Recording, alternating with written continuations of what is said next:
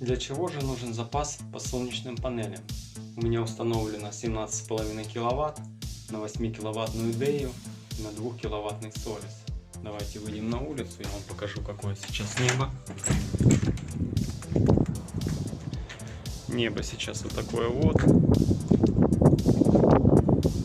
Солнышка нету, пасмурно.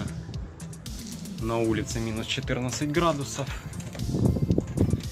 И сейчас вместе с вами посмотрим, что же вырабатывает инвертор в это время.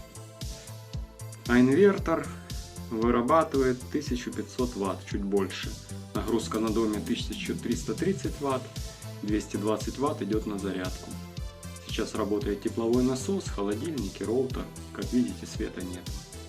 Так что для чего нужен большой запас? Чтобы пользоваться электричеством и практически ни в чем себе не отказывать, если у вас есть аккумуляторы и много солнечных панелей.